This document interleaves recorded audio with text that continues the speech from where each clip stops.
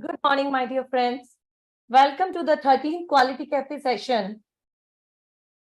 We are delighted to have each and every one of you here today. At the Quality Cafe, we aim to serve you the very best in terms of expertise, information, and inspiration. Our goal is to provide you with a delightful experience and expert knowledge. So, without further ado, let's get ready to embark on this journey of discovery and growth. Thank you for being a part of the Quality Cafe session today. On Saturday morning, we are having topic for the day is modification to the opinion versus emphasis of matter and other matter paragraph in the independent auditor's report consideration and challenges. So let's begin. Our CA Vishal Doshi sir, convener, Center for Audit Quality Directorate. I'm inviting him for opening remarks. Over to you, sir. Thank you, Karuna. Very good morning, my dear friends. Respected past President of ICI, CA Manoj Fadnis ji, the panelists, CA Archana Bhutani ji and CA Padmashri Krasto ji, the Secretary of CAQD, CA Karuna Bansali ji, and the whole team at CAQD.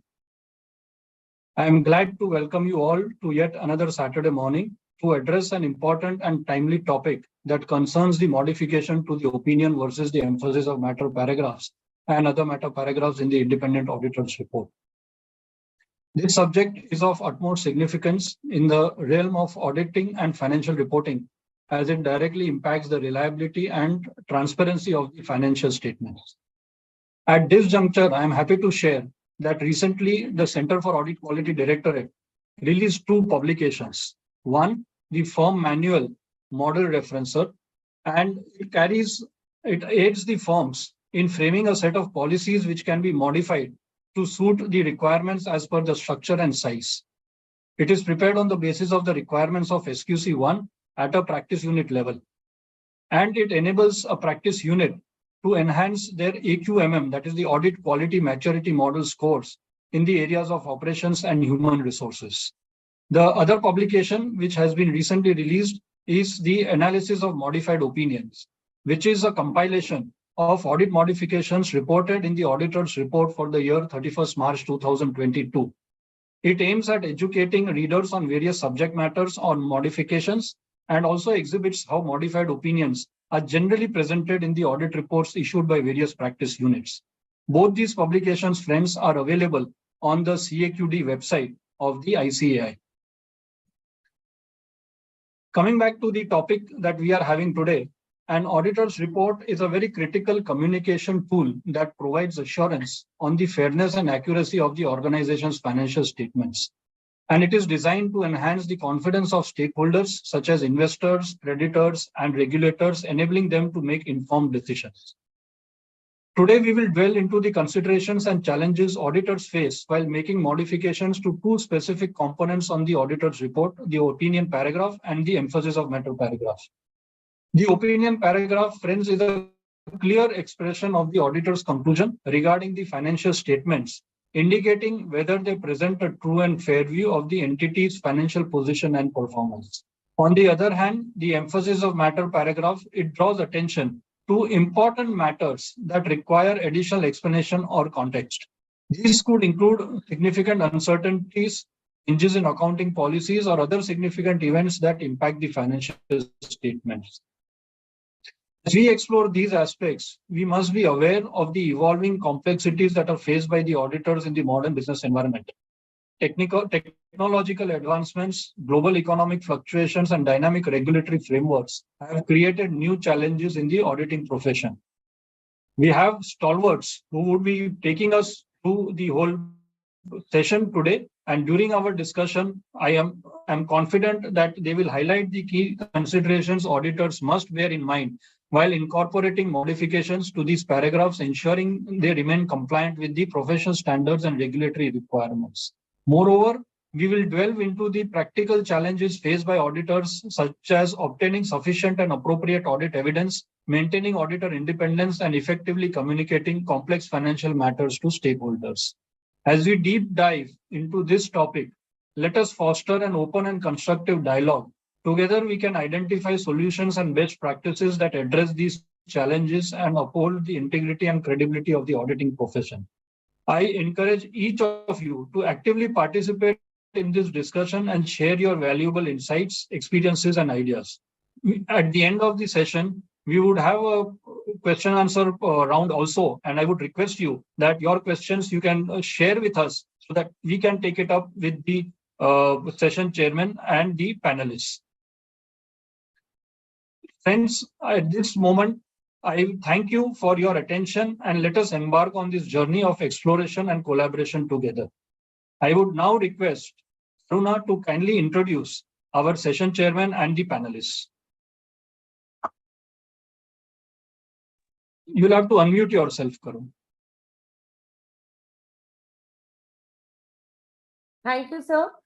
We have our experts in the panel, CA Manoj Fadnisar. He's past president ICI. He is also past president of CAPA, Co-Federation of Asian and Pacific Accountants, a regional international organization of 32 professional institutions from 23 countries from Asia and Pacific region. Presently, he is independent director on the board of Federal Bank and serve as chairman of the audit committee. He is also on the board of other listed and non-listed companies. He is nominated as a member of the Standing Committee on Accounting Issues constituted by the IRDA, Insurance Regulatory Development Authority of India. He holds diploma in Information System Audit. He is specialized in corporate accounting and reporting standards and direct tax, corporate laws, FEMA. He has also presented more than 1,000 technical papers in seminar and conferences within India and internationally. So, and we have CA Archana Bhutani in our expert panel. CA Archana has more than 20 years of vast experience relating to technical advice on the corporate law, accounting, auditing, and other related matters. She is a special invitee to ASB for the current year. She has been a special invitee to NACAS and has been a special invitee or co-opted member to various committees of the ICAI, such as Accounting Standard Board, Indies Implementation Committee, EAC Committee, and AASB. She has extensive representation in external workshop. She has also contributed as a specialist editor to the 18th edition of Ramaya. Our one more panelist who is in our expert panelist, she is Padma Shri Krasto.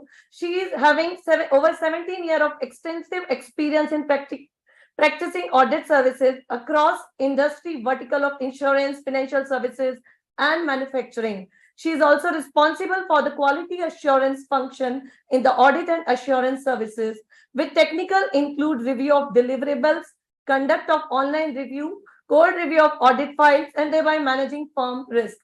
So, friends, we have eminent speakers and having vast experience and having very good knowledge and experts in the panel. So be ready with the knowledge, and whatever questions are clicking in your mind, you can write to us. We'll be addressing those questions. Over to you, sir. Thank you, Karuna.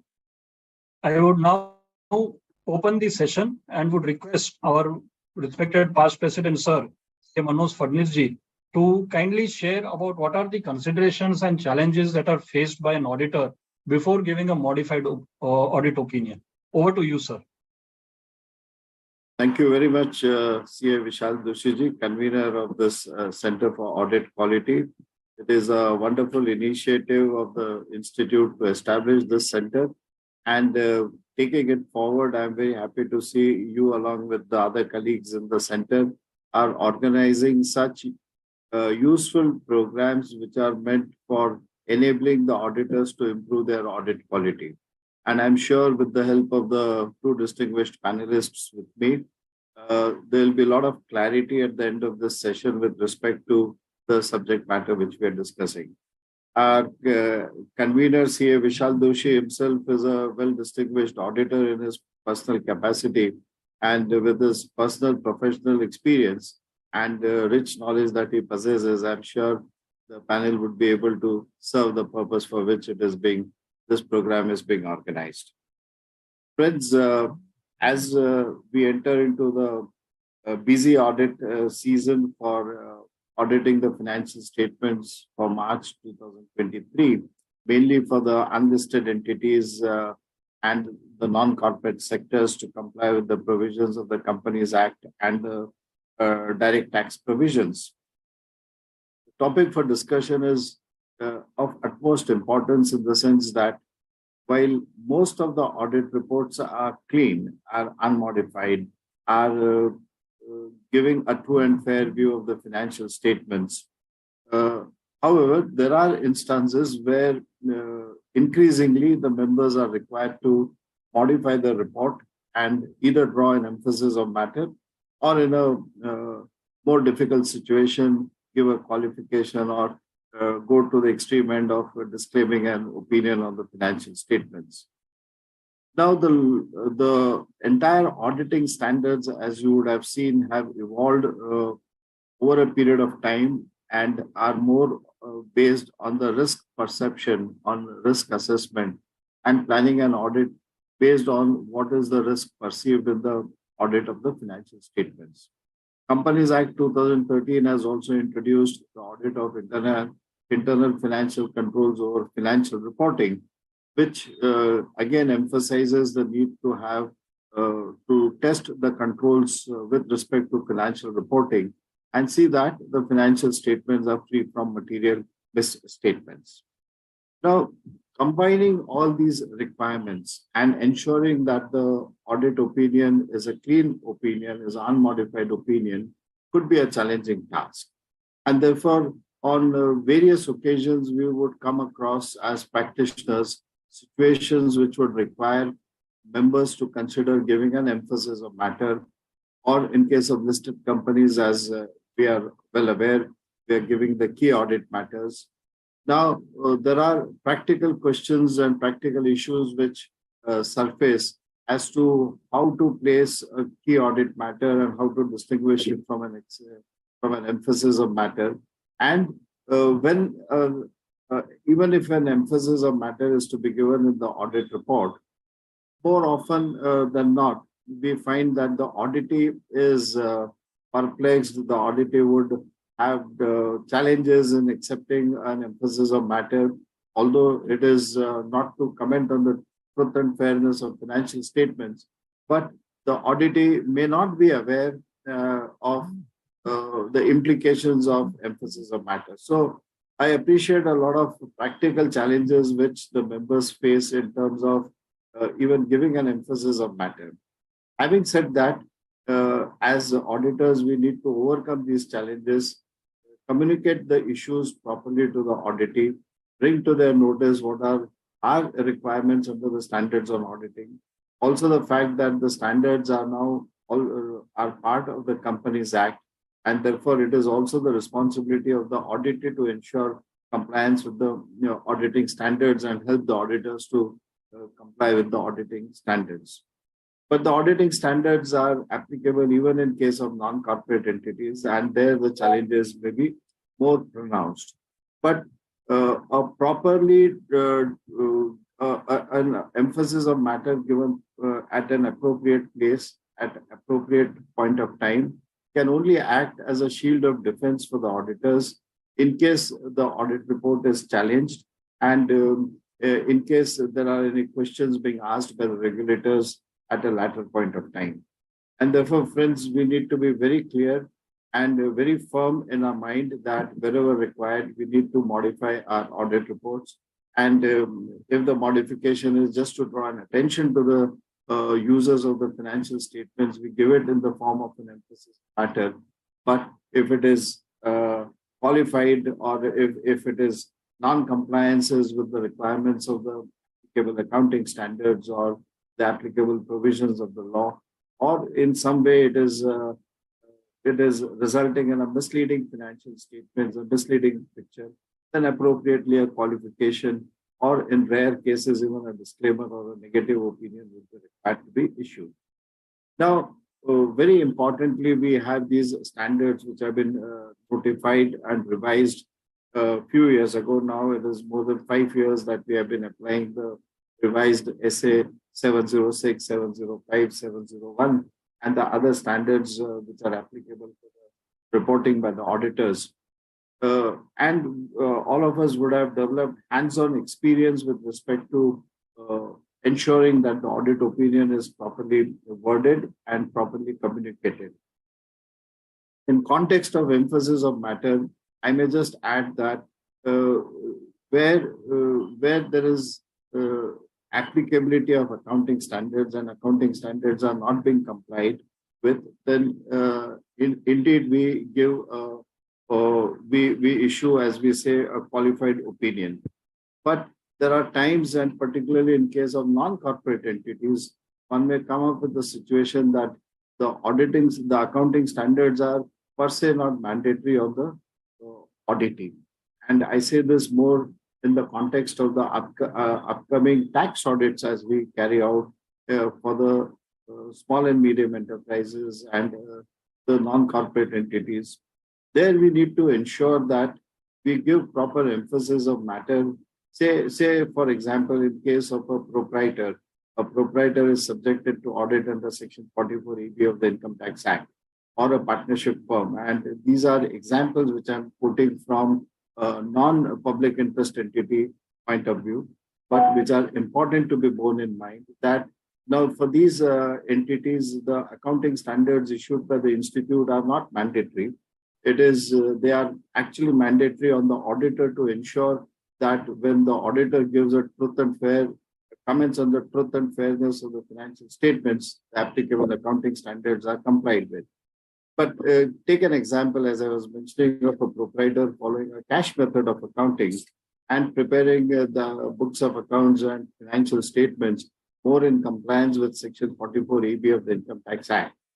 Now, a cash method of accounting being one of the applicable methods of accounting under the Income Tax Act, and the proprietor may be well justified in his own way to follow the cash method of accounting, although it becomes a method of accounting which is contrary to the basic fundamental accounting principles as laid down in AS1.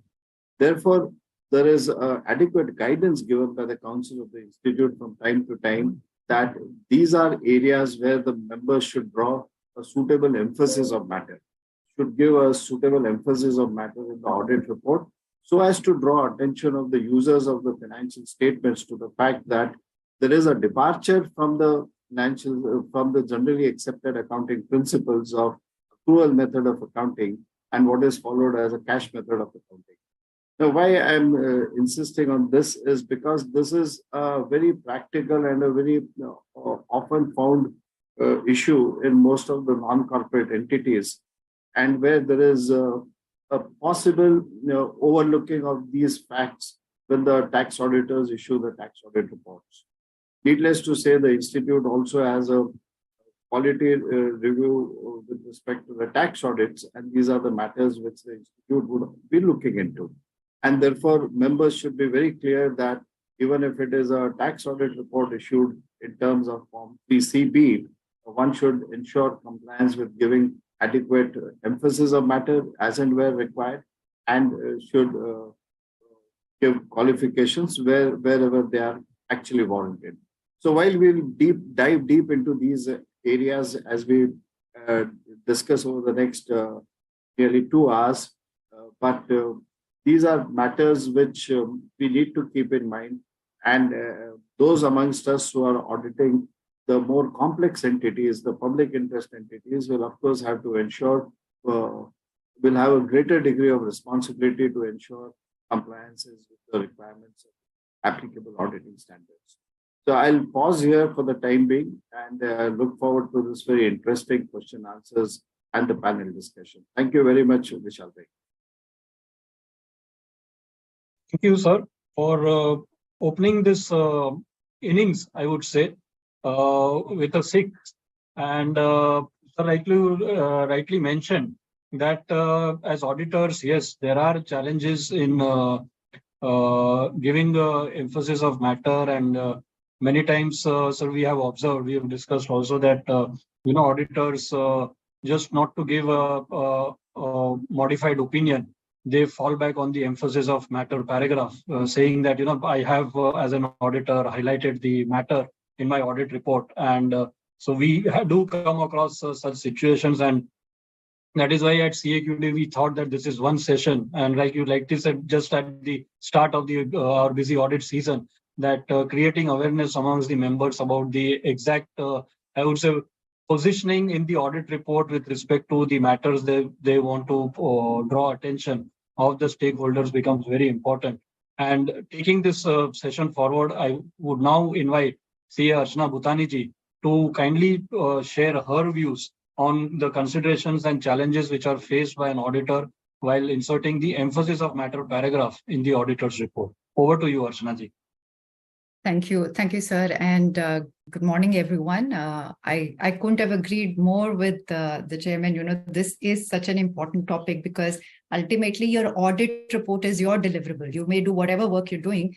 Ultimately, that is what would be what is available to the public or the stakeholders at large, and therefore, how you communicate the audit observations or your audit opinion becomes very, very, very critical.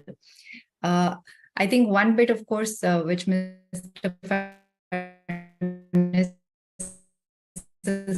already, he's actually set the tone for the today. If I look at the modified opinion, there are challenges there itself in terms of the nature of modification. Do I give a qualified opinion? Do I give an adverse? Do I give a disclaimer? Quite often, judgment could be required in that. And now to top it, we've also got the CUM, and like it was just mentioned, quite often it is seen, can I just give an EUM, and as long as I've brought it in the report, I am protected in that sense. And frankly, that is not how it works.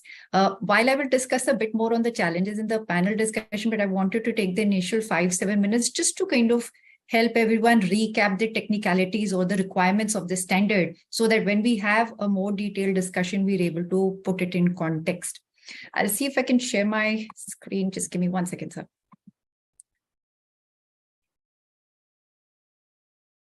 Yeah. So just to do a quick recap of the requirements of the standard when it comes to an emphasis of matter paragraph, the way the standard defines, and it is very, very critical to understand this definition. It is a matter which refers to a matter appropriately presented or disclosed in the financial statements that in the auditor's judgment is of such importance that it is fundamental to users' understanding of financial statements. So there are two key aspects which come up from this definition. One, that you can use an EM only if the matter has already been presented or disclosed. So let's say a disclosure is required, the client doesn't make the disclosure. Can you really give an EM? Obviously not, right? Anyway, it'll be a subject matter of modification. The whole intention of this first requirement is to make sure that the auditor is not bringing in new information. Typically, auditor is not required to be the generator of information as far as the financial statement is concerned. That has to come from the management and the auditor opines on it. Therefore, you can give an EUM only if the matter is appropriately. When it says appropriately, which means it was in compliance. And therefore, if the presentation or disclosure was not appropriate, you anyway can't use the EM. The second bit, and which is what I want to emphasize, is EUM is included, like the definition says, only for a matter which is of such importance that it is fundamental. Fundamental, you have to understand, is very different. It's a very high threshold. Every significant matter that you looked at is not fundamental. Now, when I say fundamental, if I was to explain it in a very layman's term, I'm not saying this thing is there in the standard, but just from my experience, if I was to share it, fundamental would mean that when a reader is reading the financial statements, you want the reader to keep this item at the back of their mind, and then in that context, read the financial statements. So let's say I've had a demerger or a merger, and let's say it's not a common control merger. I've acquired a business. Obviously, my numbers are not comparable, right? Maybe this is so fundamental that you feel it needs to be brought, because not only qualitatively that the business that the company may be in has changed, but also the fact that, you know, a typical comparative may not really work. So it has to be very, very fundamental in the sense that the financial statements are really significantly impacted and you need to read it in the context of this. So usually it will be for, I would say, very limited items, for very exceptional, and don't take exceptional when I say in the context of the way we use for disclosure, but more for exceptional items and so on. And that is where I'm going back to the point Mr. Doshi made, that you cannot use it for every small thing and say, okay, I've brought it. right? So if I've already spoken about the first point that it relates to matters already appropriately presented or disclosed. Now, when I'm saying fundamental, let's just look at some of the items which may be fundamental. And I'll also, while I'll not go through the entire list, but I just want to take one or two from here where typically judgment can come in. And just because this example is there in the auditing standard, it doesn't necessarily mean it will always be an EUM. So let me take the first one, which is an uncertainty relating to the future outcome of an exceptional litigation. Now, there is a tendency, because this example is there, everyone tends to believe a litigation, material litigation, is necessarily just an EUM. You can just give an EUM and get away with it. The answer is no. You really need to see there is an uncertainty. Does that uncertainty have any, first of all, any adjustments? Does it require any provision to be made, etc.? And if that is not done, then you really need to take it to a modified opinion. And typically, any litigation will have uncertainty. You cannot predict the outcome with certainty, right? And quite often, even if you look at some of the situations where this has come up as a matter of observation, is that every litigation which was significant, there was uncertainty, probably provision should have been made, but it was felt that, okay, fine, because it can be an EUM, I can just give a disclosure and give an EUM because of that. So this is only an example. In certain cases, an exceptional litigation uncertainty may be an EUM. In certain cases, it may actually require, depending upon how the company is accounted for it, it may actually require a modification. An adjusting event, which is post-balance sheet event, but before the financial statements are approved, depending upon the nature, every post-balance sheet event which you adjusted is not an EUM. Again, you need to look at the qualitative impact. Like I said, let's say I had, I'm preparing financial statements for March 23, and let's say in April 23 or May 23, I hived off a division or a business which represented nearly 40% of my total company size. Maybe that is important enough or fundamental enough because it gives you, the reader, an idea. Is there going to be, maybe the income that was coming from this business would not really be coming in anymore. So from a again, a qualitative analysis of numbers and looking at how the future would be impacted, this can be important. So many like this. Don't pick it for every small observation that you had as part of your audit process, but only for the key items. I think enough has already been said, and I would like to talk about the first 2 points more when we have some panel discussion through examples, to say that it cannot be used as a substitute. It is not a substitute for modified opinion as well. And the other bit, which again, like I said earlier, do not use it unnecessarily. A widespread use of the EUM will take away the effectiveness. Use it only where the matter is fundamental.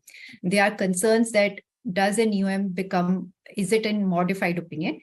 There was a standard prior to SS 706 and 705 being revised earlier. There was a point of time when even EUM was in a way a modified opinion, but the standard has since then been revised. It is very clear that in EUM would not make the opinion modified. I've already mentioned care should be taken not to introduce information which is not there in the financial statements. And again, at times there is a question that, let's say if I'm looking at an item, let's say business combination I took or a litigation, the two examples I took, let's say this was also a key audit matter for me, right?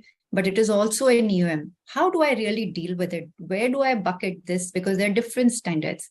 In that case, these standards recognize that if something is an EUM as well as a key audit matter, you can report it as a key audit matter. You don't need to repeat it again then in the EUM. However, let's say I have 3 key audit matters. I want to highlight out of these, one was also a EUM. That you can do in many other ways. You can make it as the first item, or you can give a more elaborate or a more in-depth information or more descriptive additional information dealing with that. So when you include an EUM, it is required to be included as a separate paragraph. It should be titled appropriately. The title should state emphasis of matter. There should be a clear reference to the matter in the financial statements or the note to which is being emphasized, and where all the relevant disclosures are given. And like I mentioned, it is not a modified opinion. So when you see how the standard requires you to describe an EOM, you start with without modifying our opinion. So it clearly indicates this is not. There are, in terms of where do you place it, it depends. It depends upon the judgment of the auditor given the significance of the information. And if it relates to applicable financial reporting paragraph, you may place it immediately after the basis of opinion. Or if there is a key audit matter paragraph, then the standard gives you flexibility. You can place it before or after the key audit matter paragraph as well. And then there's very specific, there's not specific, I would say there is more guidance in terms of how you can title it and so on. So I won't take time for that. But that's the key. I just wanted to do a quick recap. And frankly, if you ask me, the two key learnings are: do not use it as a substitute for modification, and please do not use it for matters which are not fundamental. I'll hand it back to you, sir. Yeah, thanks, Archana. Like you mentioned, very important that EOM does not make the opinion modified. I think that is one key takeaway for all our members over here. And EOM is for matters which are presented or disclosed in the financial statements. I think for EOM, these are the two important things that we, as a takeaway from your opening remarks, Archana. And friends, continuing, so we have a modification, we have EOM, and now we have the OM, the other matters. Now, when we look at the auditor's report, other matters is also an important aspect of the audit report. And I would now invite CA Padmasree Krasto to deliberate on the considerations and challenges faced by auditors before including the other matters para in the auditor's report. Over to you, Padmasree. Thanks, Vishal sir. And I think where I would start is where I think Manojji and Archana ji had just left out. I think it's more of other than modification and EOM and other than KAM, which is key audit matter. So the balancing figure is other matter paragraph, if I have to put it in a very simple and understandable manner. What is other matter paragraph? Let us understand quickly for a minute or so, and then we will see some of the challenges that we face when we have to report a other matter paragraph. Basically, other matter paragraph, which is included in the auditor's report, is referring to a matter other than those that are presented in or disclosed in the financial statement. So I think Archana just now explained that EOM is more related to what is presented or disclosed in the financial statements, but other matter is something that is other than that is disclosed or presented in the financial statements, which in the auditor's judgment, so that is very important, that the auditor feels that it is relevant to users' understanding of the audit, the auditor's responsibility or the auditor's report. So OM is completely an auditor's take. This para is something that is more on the auditor's responsibility, understanding of the audit or the auditor's report. So what have we additionally done, or what is that we additionally want to communicate to the readers of the financial statements is something that gets parked in the other matter paragraph. So whenever the auditor considers it necessary to communicate other matter paragraph, when it is not disclosed or presented in the financial statement, auditor's judgment is very much relevant. So when do you believe that it has to go into the auditor's report? So I can take an example by stating, it's not every matter that we do in audit that everything will go into the other matter paragraph. Something like during the COVID season, we were not able to do the physical verification of inventory, whereas SA 505 tells us that we have to do physical verification of inventory to the extent possible, that is observation of physical verification of inventory to the extent possible. In those times, what we did was we did alternate procedures. Something like we did a video verification. We appointed someone else to do the physical verification. So if that area, for example, is quite material and significant in the financial statements, and if there is a significant risk around it, then in the auditor's judgment, it becomes very necessary to actually go out and put a other matter paragraph. So this other matter paragraph will not arise wherever we have done an alternate procedure. I'll take a contrary example. Almost every year we send out confirmations to many of the receivables and payables and things like that. So we do a lot of alternate procedures like calling out, roll back, roll forward, and also, verifying alternate sources as to how we can close on the information and things like that. However, all those information does not enter the other meta paragraph. It's only if it is quite significant and if the user of the financial statements have to know that.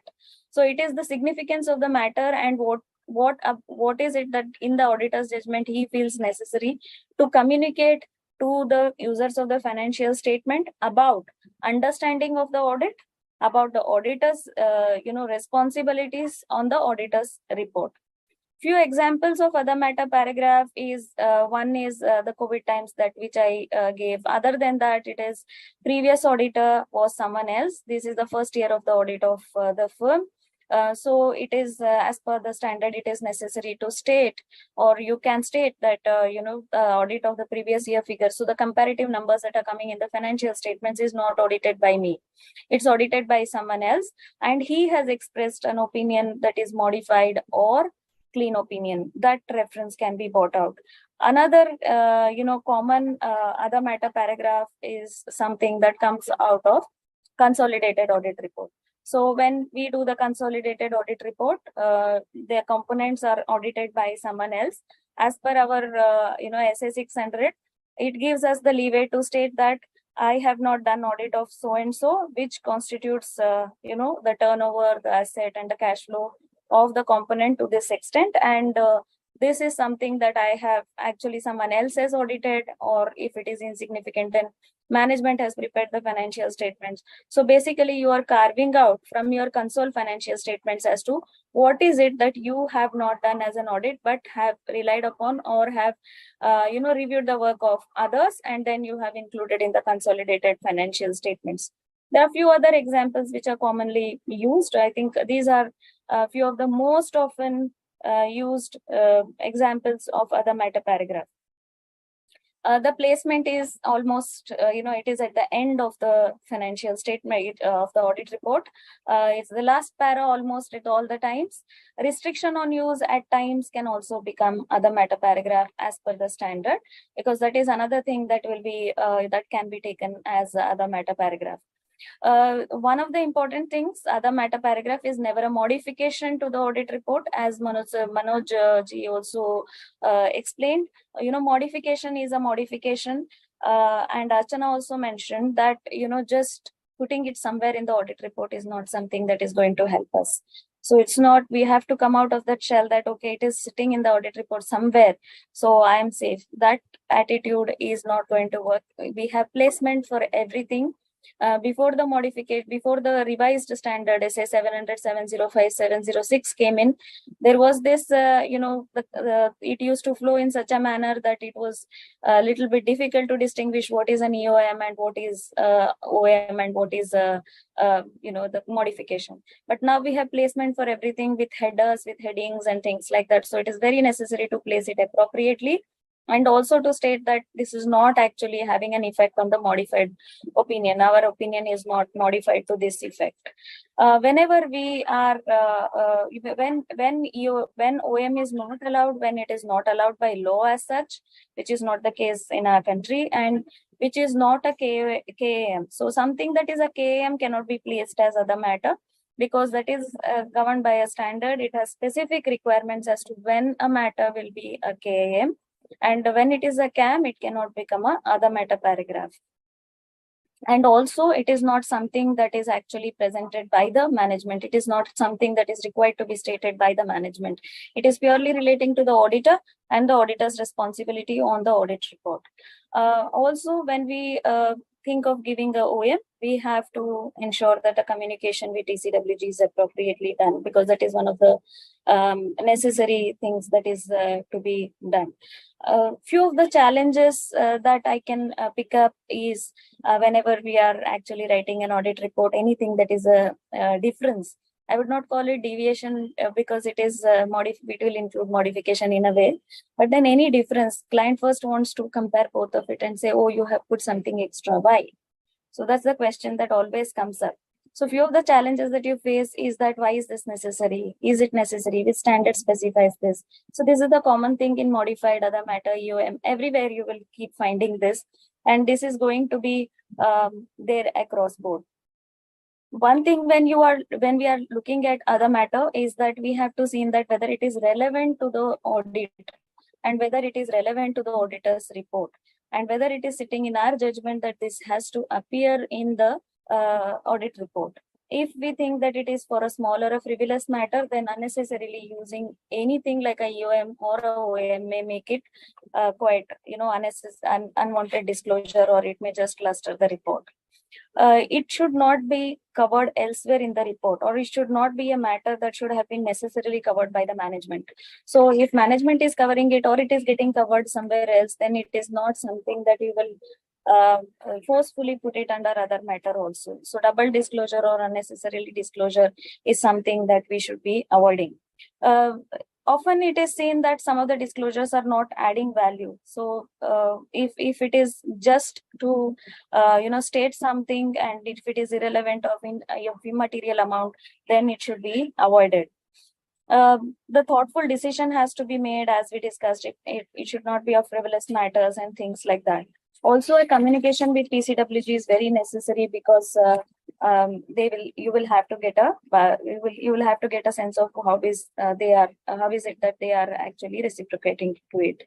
In case of consolidation, as we know, this is a common feature in SA 600. We have to make a proper table, and we have to actually see what is it that we are trying to carve out here, though the overall responsibility lies with us as per the standard, but we can specifically state in the report as to what is it that we are actually not seen. Often we see that there is a confusion between what can be an EOM and what can be an OM, and never ever OM will become a modified opinion, and no qualification should be ever parked in other matter paragraph. Drafting, finally, all said and done, drafting of anything ranging from a qualification to a basis of qualification to a EOM to an OM is always a challenge. It should be drafted in a very understandable and lucid manner. And this is OM is more of a statement of fact. It is not actually relating to or qualifying something or actually drawing an emphasis. It's more of statement of fact. So it has to be easy and understandable, and it has to be related directly to the auditor's report. So I think that's all I have to share as a preliminary remark. So Vishal sir, over to you. Yeah, thanks Padma Shri for your opening remarks, and important takeaways. I would say one is definitely communication with those charged with governance for anything. I would say not just OM, but including CAM and UM or whatever we intend to place in the auditor's report. And also that just like the emphasis of matter, the other matters paragraph is not a substitute for a modified opinion. I think this is something which is very, very important that auditors need to take care. So now we move on to the panel discussion. And before I shoot off my first question, I would just like to share with the audience that, on a very regular basis, and I think, Padma sir, you will agree, you've been a president also, that, members are actually not able to distinguish between a modified opinion and a qualified opinion. So, we use it very often interchangeably. And I would just like to share here that I would say that modified opinion is the umbrella word that is used in the standard. And then under a modified opinion, we have 3 types of modifications that are there. And why I'm sharing this right now at the beginning of this panel discussion is because these words we are going to use repeatedly throughout the panel discussion. And under the modified opinion, we have the qualified opinion, the adverse opinion, and a disclaimer of opinion. Right. So when we say qualified, it is just one portion of the modified opinion. We have qualified, adverse, and disclaimer. And for our members, when you go through the standard, now how to exactly what wordings, I would say, I'll not go verbatim, but what I have understood, and maybe Padma sir can just correct me if I'm wrong, but What my understanding is that when we say a qualified opinion, the words that are used is that we have a basis of modified opinion or qualified opinion paragraph. And in our opinion, we say that subject to above, the financial statements, they give a true and fair view. So that is what is a qualified opinion. When we come to the adverse opinion, what we say is that we give the basis for that, why that adverse opinion, what is the exact observation of the auditor. And then in our opinion paragraph, we say that because of the above, the financial statements do not give a true and fair view. Right. So first we say is that subject to above, they give a true and fair view. The second we say because of the above, they do not give a true and fair view.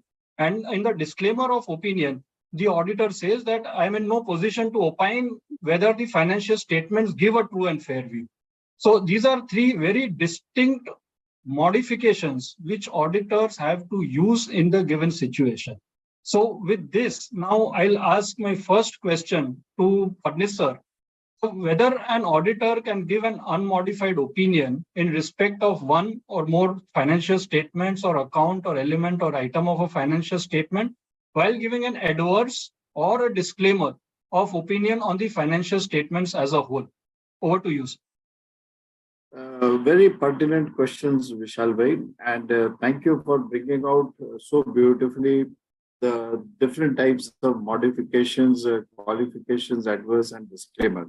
So as you very rightly said, qualification, subject to that qualification, we give it as a true and fair. In case of adverse, because of that adverse nature, we say it does not give a true and fair. And a disclaimer is even, I would say, a worse-off situation where the auditor is completely unable to make any opinion on the financial statements and therefore disclaims.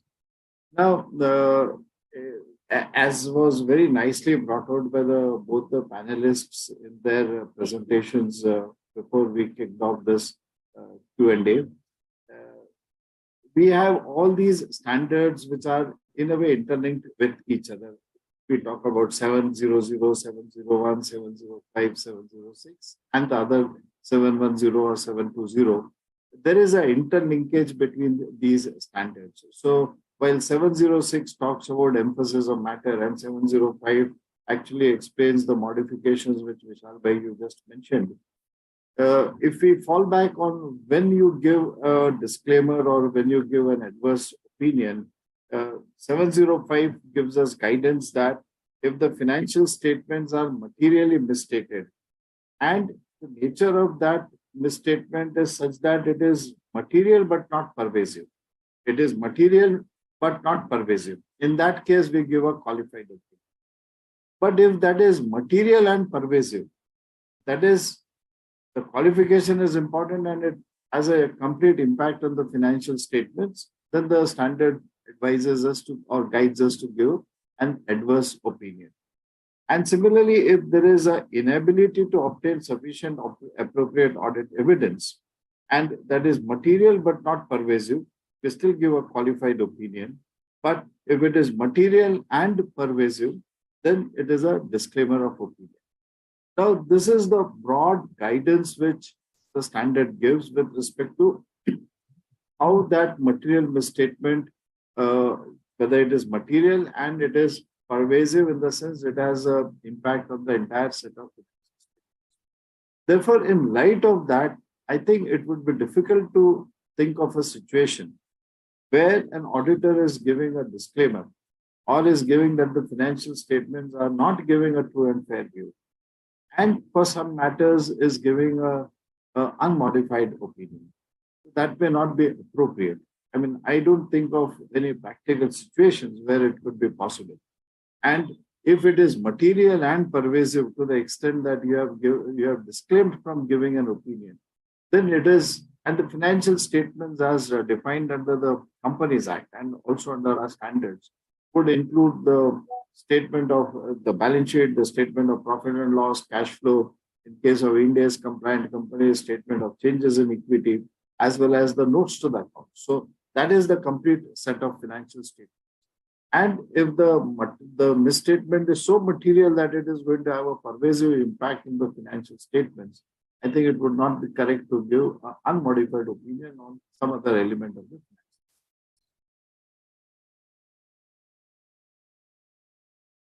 Right, sir. So you have answered that, especially when the financial statements are having an adverse or a disclaimer of opinion, then on elements of the financial statement, they would also get covered under that, and therefore it would not be possible to give an unmodified opinion on separate elements in such situations. I move on to Padmashri. If an audit report contains a disclaimer of opinion, can the auditor also include a qualified opinion in the same audit report? Just to start off this discussion with, I would state that something that is mentioned in SA 705 very particularly is even in SA 700, something that is essential to issue a report is sufficient appropriate audit evidence, SAAE in short, what we call. So when we have sufficient appropriate audit evidence, the opinion becomes clean largely, which gives a true and fair view in short. So as per para 9 of 705, auditor can disclaim the opinion when has to disclaim the opinion when auditor is unable to obtain SAE or the sufficient appropriate audit evidence, as the case may be. So that is why if you see the wording that it starts when we say when we say this is an audit report that is qualified, then it says that we were appointed to conduct the audit and we have done the audit kind of language. And when we start with the disclaimer of opinion, that we just say that we were appointed to conduct, but then we actually don't say that we have done the audit as per the standards of auditing. We were unable to conduct the audit because the sufficiency and appropriateness of the audit evidence is so important that it is not actually we are not able to get sufficient information. Two things and the table that is there in the appendix that has to be always remembered. I always just, make that matrix, which is very easy. So when it is, material, pervasive. So when it is material and relating to one area, it's only qualification and or more than one area, but it is not pervasive, then it becomes a qualification. If it is material and pervasive, then it becomes either disclaimer or adverse. And when it is non-availability of information, it goes to the matrix wherein it is a disclaimer.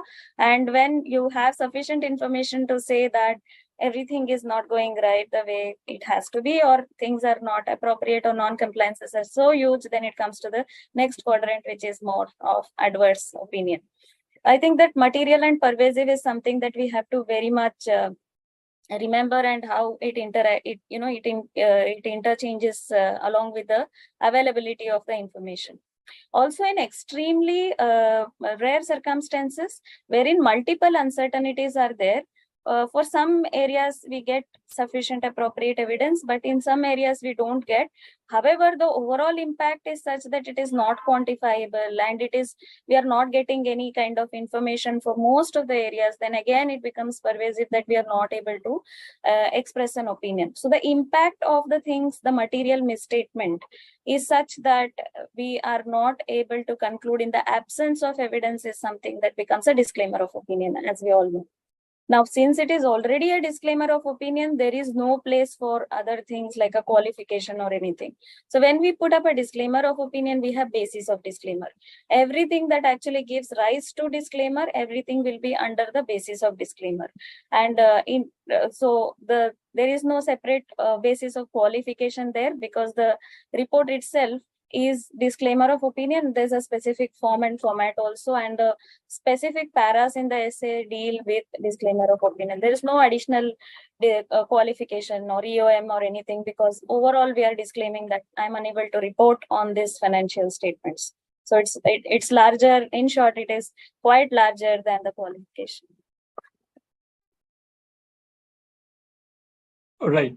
So what I understand is that once you have given a disclaimer, it's a much larger thing, because you are not able to opine on the true and fair view itself, and then having a qualified opinion in the same report would not have much of substance or relevance. Yeah. Yes, Archana.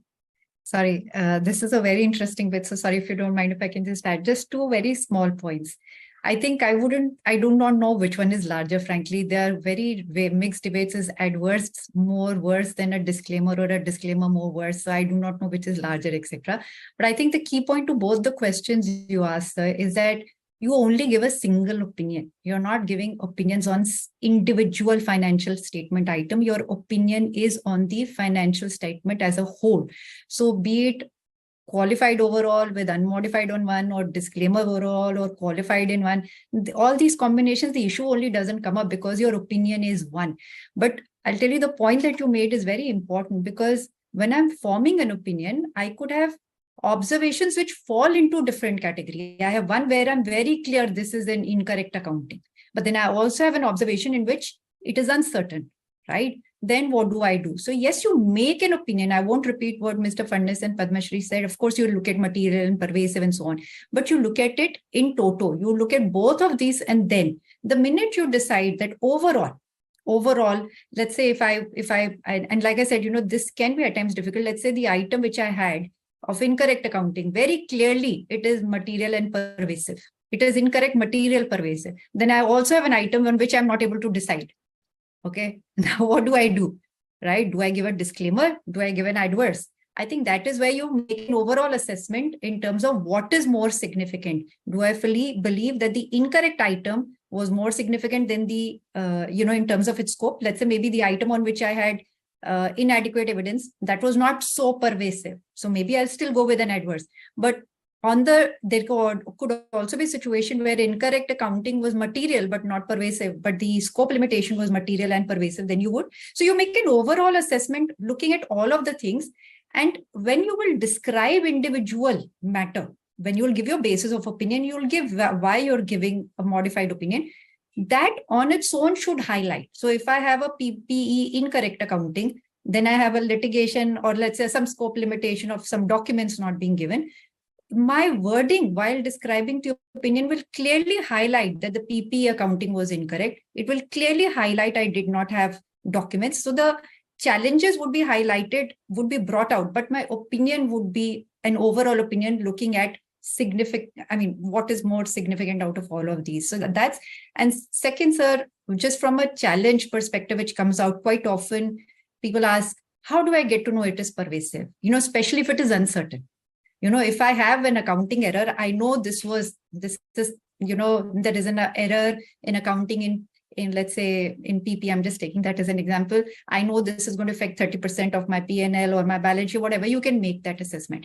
But if something is uncertain, there is a claim, there is litigation, like I said, you do not know what will happen. How do I make an assessment of material or pervasive? I just wanted to highlight, if you read the standard talks about possible effect.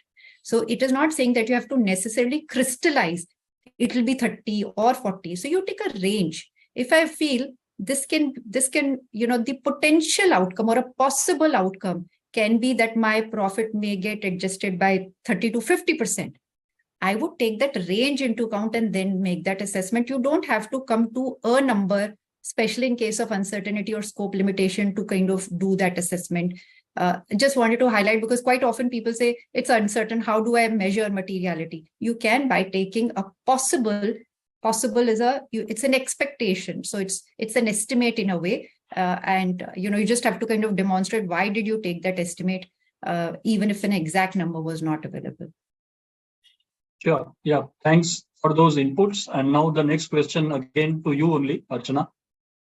In fact, we have started receiving questions from the participants also. So I'll in fact shoot off two questions.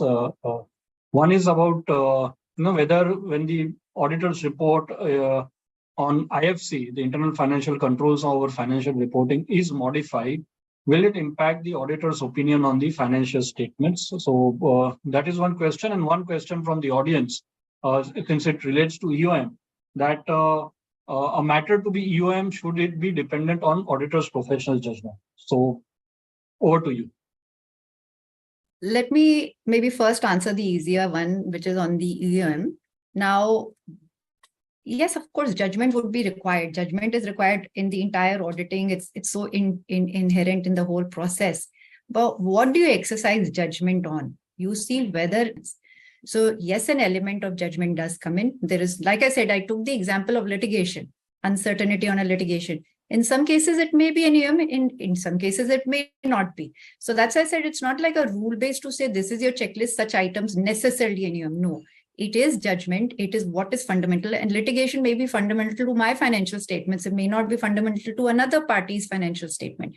So yes, judgment required, but please just see, like I said, just see, does it impact the overall context in which the financial statements have to be read? And when I say overall context, quite often, when do you use a financial statement, an investor is trying to do two things. One, compare it as to how the performance has changed in the current year, and somewhere also use that to get an idea that if this is the level of business, what do I expect to get from this company in the future? So if there is something on which you feel there is no predictive value, I'm taking a very simple example. Let's say there was earthquake, exceptional loss, etc. It does not have predictive value. If this expense is there, it would typically not come in. And therefore, how an investor may read the financial statements to see what the future thing could be, they can make an adjustment. For this could be, especially, let's say, if this loss due to earthquake and the floods which are happening, for example, let's say it eroded 30% of my profit. I'm just taking extreme case. I'm just saying, so 30%, I know next year this probably wouldn't be there. Stuff like this, wherein an overall assessment of financial statements can be fundamentally in terms of its nature, activities, or the impact on a financial statements which does not have a predictive value. Let's say I continue to have very high amount of legal and professional charges every year. So be it. That doesn't make it, just because it's high would not make it UM in that sense. So just to take that, coming to the second one, so that's actually a very interesting one. And in terms of, if I got it right, you're saying if my audit opinion is modified, right? You said whether it has an impact on my IFC opinion. Now, if I can just quickly give it maybe just two sentences in terms of the background. Globally, if you see, the IFC opinion is either a pass or a fail. So you either have controls working or not working. In India, we also have a third category, which is a modified opinion on IFC. So I'm not going to get into the whole guidance note on that. So if you have a modified opinion, you will see what was the cause of this modified opinion. If this modified opinion arose because of a weakness in internal controls, right? So basically, let me put it like this. You had a weakness in internal control, which also led to a modification of your opinion, right? Then in that case, the guidance note requires that you should issue an adverse opinion. So, and if I can just take, I don't want people to go back with it as a rule thing. Just try and appreciate why Institute is saying so. Like I said, typically there is a pass or fail, but we've also got a modified opinion context wherein to say, yes, the control failed, but the impact of failure was not so big that I say, okay, I give an adverse opinion. And therefore, the Institute said we are recognizing there could be failures which are not in a way pervasive. And just like in SA 700, the criteria you're applying, we would want to have a similar criteria here as well. So also bring in modified. Then because of a failure of control, then probably we should stick to what globally in such situation is being done. Then the failure, you can't kind of give the benefit of the fact that it is not pervasive. In such a case, you should still give an adverse opinion. And this can be very tricky. Let me tell you, and at times when you look at the failure, you may say, listen, this failure is not that big. Why is my entire IFC opinion adverse, right? But it is because that failure led to a modified audit opinion. So just to kind of recap, not all modified audit opinions necessarily mean IFC failure, but I would really apply a very careful lens, because if a modification happened, somewhere something went wrong, somewhere your controls didn't capture, right?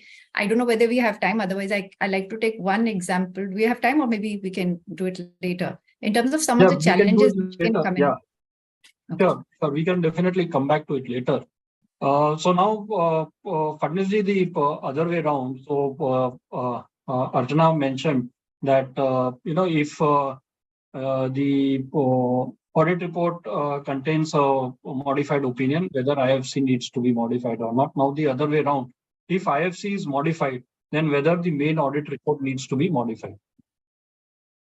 So very interesting issues, and I think Archana has set the pace for discussion when she has referred to the guidance note and brought out what is the international practice and what we are following in India. Of course, we would be guided in respect of what is given in the guidance note issued by the institute. Now, if the question that you are asking is that you have a situation where you have a IFC, which is you have a qualification in the main report. And in the IFC, the same issue is appearing. So can the IFC be a disclaimer of an opinion? Now, as Archana mentioned, the guidance note, there is going to be where the controls are not adequate, and the controls would not give you the possibility of a material misstatement could still be there in the financial statements. So that is the kind of a situation where you would say that the controls have failed and you are giving a disclaimer of an opinion. Now, a qualification which is also considered with respect to IFC is where, though the test has failed, but as you have a situation that the impact of that would not be pervasive on your financial statement. So the control, some of the controls have not passed through, but you find that maybe there are other procedures or there could be other substantive checking which could be carried out, and therefore the impact on the financial statements could not be pervasive, and therefore in those situations you give a qualified opinion. Now, if you have given a disclaimer of an opinion in the IFC, or vice versa, as your question, Vishal Bhai, is that you are on a certain issue, you have qualified the audit report. The situation did not really result in giving a disclaimer of an opinion. It could still be a qualified IFC report, in the sense that the impact of that may not be pervasive on the entire financial statement. And therefore, there could be situations where you could give a qualified report in an IFC. However, it is, as was mentioned earlier, there could be situations where you have given a qualified IFC, did not really mean that the audit report should also, the main report should also be qualified. There could be situations where the main report did not be qualified, the financial statements may not have an impact, but yet you may find that there is a need to qualify your IFC. So it really depends on the circumstances and what is the outcome of your control tests which you have carried out. What you mean to say is that it is not necessary that the main report and the IFC have to go hand in hand with respect to the modification. It would remain, it would be still depend on the facts and circumstances of the findings. It would depend on the facts and circumstances. They are definitely related to each other. You cannot overlook the outcome of the controls when you are giving the you're opining on the main report and on the financial statements, but does not really mean that if you have a qualification in your IFC report, you necessarily need to have a qualification in your main report, or there could be issues where the main report is qualified, whereas there may not be any control failures. So in that context, one needs to look into what is the kind of failure which has arisen when you're testing the controls to see what kind of report you need to give. And at the end of the day, you need to be guided by that guidance. Cool. Fadnis sir, one question I would ask, which has come from our participant, and since you initiated that discussion about materiality and pervasiveness, the question is that whether pervasive depends upon materiality. So, in a way, yes, but what we are talking about is it should have a major impact, impact on the entire financial statement. Could have a situation where an item could be material in relation to that particular aspect, and you therefore qualify it. So, as different examples were just given, you may be testing the PPE may have some control failures. It could be with the policy for revenue recognition, which may not be correct, and more particularly as we see under Ind AS, where India's 115 is not so very easy to implement, and there could be challenges. So one could come across situations where that particular policy may not be correct, but and therefore your qualification may be with respect to revenue recognition. It could be, it would certainly be a material item if it is relating to 115, but you need to judge whether it has a pervasive impact on the entire financial statements, and you say that the financial statements would not give a true and fair view. So in that background, one would have to evaluate what is the aspect which is bringing out this. And ultimately, it is all material items which need to be considered. The materiality would be subjective, would be dependent on the type of entity which is being audited, based on the turnover. It could be based on the size of the entity. If it is in the early stages of its inceptions, then maybe the PPE would be a major component. If it is any other company, say the turnover could be a criteria. So there are different criteria to set the materiality levels, and they all need to be considered holistically. Right, sir. And when you mention about criteria to set materiality levels, and we have been talking so much about materiality, I cannot hold myself back to share that at the Center for Audit Quality Directorate, we have prepared an Excel tool for determining materiality, which was released a couple of months back, and that is also available on our CAQD website, which I would request participants that in this audit season, that can be an important help for you to determine materiality as well as document the materiality limits. Padma Shri, what are the circumstances which require using an emphasis of matter para? And I would shoot off one question from the audience also to you, that do we need to include our opinion is not modified in respect of this matter under other matters para as well, or it depends on the nature of other matter given in the audit report? Okay. Over to you. Yeah. So with respect to other matter, it is necessary to say that our opinion is not modified with respect to these matters because there is a specific place for modified opinion, and there is a specific way that modified opinion is issued actually. Irrespective of whether it is a disclaimer of opinion, qualified opinion, or adverse opinion, each of them have different type of specific placement, specific headers, and how it has to flow. So when it is a qualified opinion, it has to be stated as qualified opinion and then basis of qualification. Similarly, it is a disclaimer of opinion and then basis of disclaimer, and adverse and basis of adverse.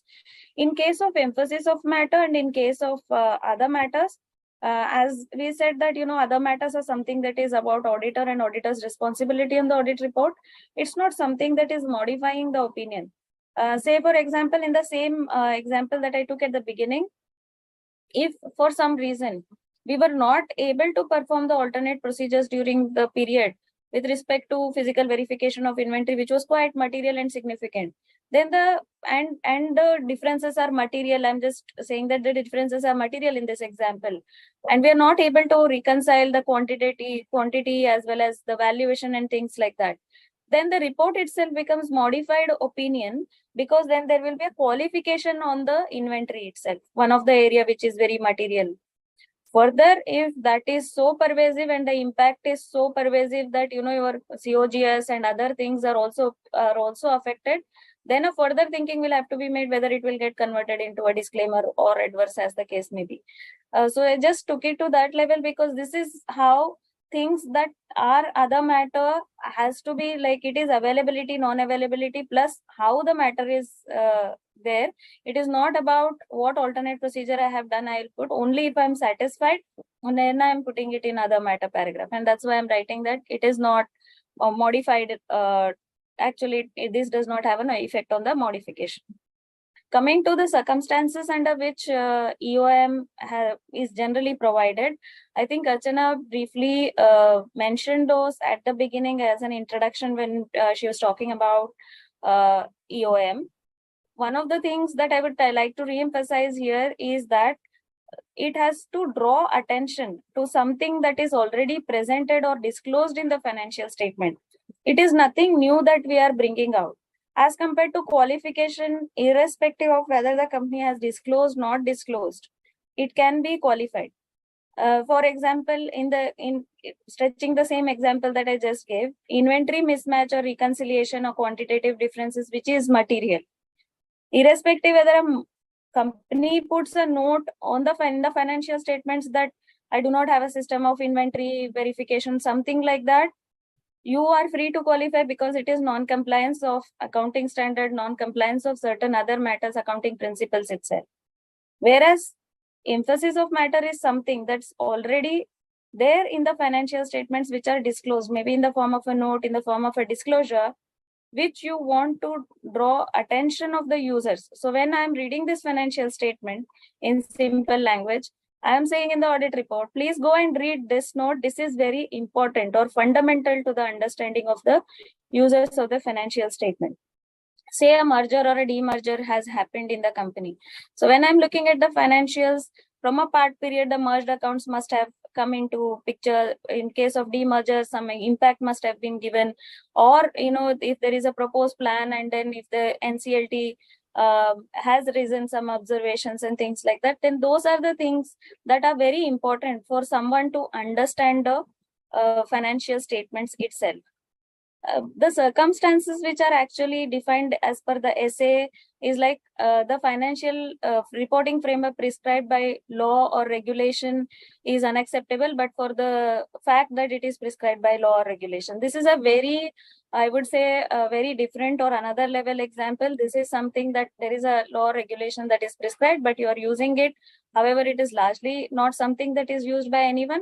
You are using it and that amounts to a very material or a significant amount. Barring that, the normal situations, if it is a special purpose report, for example, if it is a SA 800 report, where you are preparing only for the purposes of management, or where you are preparing only for the purposes of a bank or something, then it is necessary to draw an emphasis of matter that this is a special purpose framework and this is only for these purposes. So that becomes an emphasis of matter because it is otherwise not easily, freely available to everyone.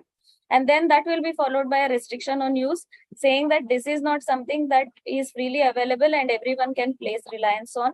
This is something that has to be used only under the given circumstances because there will be specific assumptions that we may have made to prepare that financial statements. And also certain examples that are provided under the standard is uncertainty relating to future income on exceptional litigation or regulatory action. I think this point was well explained by Archana. A few insights into it is that not every litigation will become an EOM. It has to be seen as to how much it is relevant, how is it necessary to bring it out as a EOM. So the factor that has to be considered is if it is significant or fundamental to the understanding of the financial statements. So say, for example, if there is a large tax outstanding and there is also a search and seizure and the procedure is going on, the assessment is going on or things like that. Because generally we don't include every assessment under EOM. So this may be one of the case which may warrant, depending on the circumstances, as an EOM till the case is concluded and demand settles. And also the impact on the financial statement is to be always seen. All immaterial or frivolous items cannot be made as a EOM at all. Significant subsequent event, if it occurs between the date of the financial statement and the date of auditor's report, if you want to bring it into the auditor's report, that is one way of bringing it as an EOM, if the depending on the adjusting or non-adjusting event. So coupled with the accounting standard implications also. Also, another example is early application of a new standard wherever it is allowed. That may be an EOM because that may be a significant change in the accounting policy, significant change in certain matters and things like that.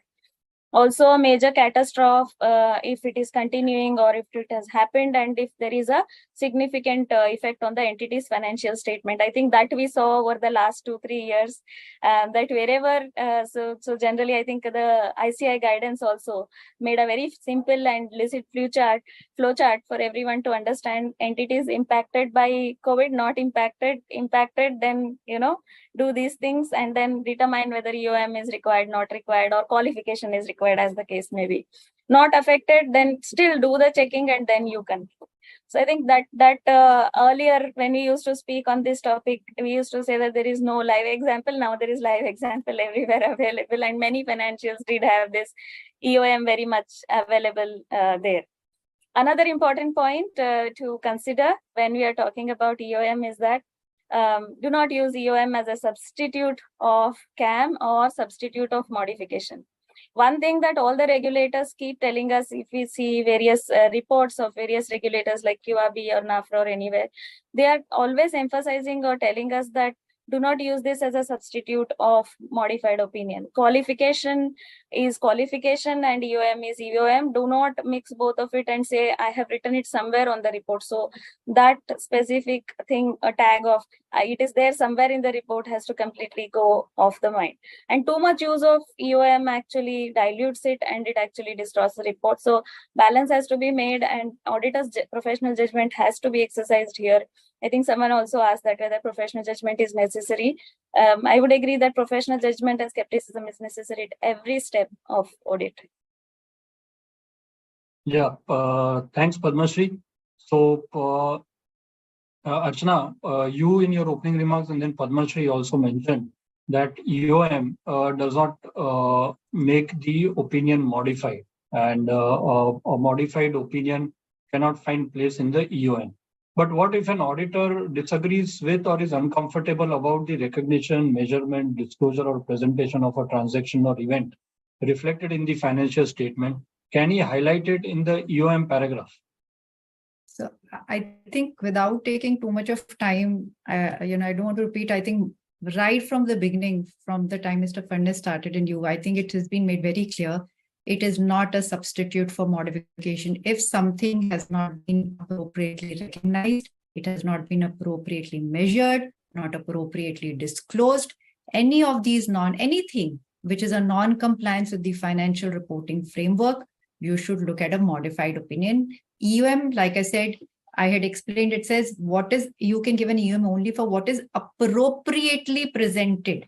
Appropriately means it has to be in compliance with GAAP. So something which is not in compliance with GAAP, EOM is just not the place. I think, but I want to just take 1 minute to some of the other points which have been mentioned by Padma Shri, and you've also raised it. I think in terms of EOM, the bit about judgment, I did say, yes, it's judgment, but I just want whosoever asked to understand that judgment is different from discretion. You don't have an open discretion to say, oh, I believe I will not give it. So judgment is a professional judgment. You should document it so that tomorrow, if your file is reviewed, you're able to demonstrate why did you consider it, whether it's a modified opinion, EOM, or whatever it is. I think wherever you're exercising judgment, it has to be backed by an analysis. I just wanted to say judgment is not equal to my discretion, right? And you also asked, just like you said, whether an EOM is a modified opinion or not. We said it will not be a modified opinion. Same as for OM. But the only difference is in OM, you don't specifically write that sentence. In EOM, at the end of the EOM paragraph, we say our opinion is not modified in this respect. We don't specifically mention that. It is implied, but it is not very explicitly mentioned there. I think on the two, I'll try and be very quick on the two that Padma Shri mentioned. On the pending scheme, she also I took initially an example of scheme which has been accounted for. Let's say you've got a pending scheme. Would it be an EOM? Not always. It depends at which stage it is. Yes, let's say if it's only a board approval which has happened, right? Would I really bring it as part of an EOM? Maybe not at that stage. But let's say if I'm doing it year end and I know a demerger is about to happen or a merger is about to happen, it's at a very advanced stage in the NCLT, maybe. So that is just to add to the point why judgment comes in. Judgment comes in because the same transaction may not necessarily be EOM in all cases. Similarly, the search and seizure example, I thought that was a wonderful example actually to take. My only request, I'm taking the advantage of this forum. Please, search and seizure is not always a contingent liability. It is not just always an EOM. If once a search and seizure has happened at your client's location, I would actually at least do my bit to see prima facie, does it look there was some error? And then I may even go to a modified opinion. I'm just saying, I wouldn't say anything which is open is equal to, that's the point I started with. There is a tendency to see anything which is uncertain, no, it is uncertain, but at least you've got to make some judgment. It could be uncertain in terms of the potential of the impact, right? Whether, what is the quantum? The other is, if it doesn't mean that if it's uncertain, I'm not going to do my procedure. If I basis my procedures, there is an element of some non-compliance that would have to be taken care of. I just wanted to take the benefit of sharing that. Just a second, Vishal sir. If you look at all the illustrative reports that are there in the essays, Archana, there is, we do write, our opinion is not modified in respect of this matter, in case of other matter also. And that is a practice that I have largely seen, because it's there in all the illustrations of essays.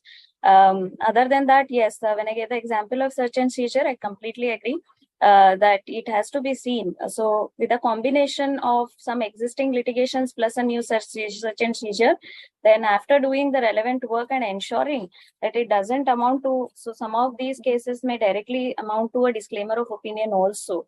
If the degree is quite that was my high, point. I mean, in short, Padma Shri, just in the interest of time, that was my point. Yes, it is not necessarily in it is judgment. It is necessary, exactly. And professional judgment is something that's very important. And you have rightly clarified that it is not discretion. Yeah. And on the bit, totally take your point. Just that when I read the standard on its own, unlike a specific requirement for the standard on its own doesn't have that. Maybe by illustration and by practice, definitely. Right. So now I would go to the next question to Fadnis sir. So can a subsequent event which provides evidence of conditions that arose after the date of the financial report be communicated as an emphasis of matter para in the auditor's report? Yeah, Vishal bhai, before I come to this, just to supplement the discussion which was taking place, the previous question with respect to judgment. So, point well taken. Judgment is not a discretion, but judgment would always differ from person to person. Having said that, what is required to be seen is that the judgment should be on some parameters. And another professional in a similar position, would he take a similar point of view? It will never be the same view, and it will never be the same estimates. But it should not be way away from what another professional or another person in a similar situation would consider. And therefore, friends, it would be important for us to document, as was rightly brought out, that matters on which you are taking a professional judgment, and you would be right to take a judgmental decisions, but would be appropriately important to have them properly documented in the working. So with that, I would just turn to the question which Vishal bhai posed to me with respect to subsequent events. It is quite common that having issued the audit report, but before it is actually issued by the board to the shareholders, there is some time period. And during that time period, if there is certain additional events which come up or additional information which comes up, which requires, say, certain degree of modification in that audit. So we have a standard SA 560, which really brings out what are the responsibilities of the auditors with respect to subsequent events. And friends, this standard is very important in the sense it gives us this very interesting concept even about dual dating. So dual dating is, suppose I have issued my audit report on, let's say, 15th of July. And today, 5th of August or 6th or 7th of August, I realize that there is some information which was not brought to my knowledge at that point of time.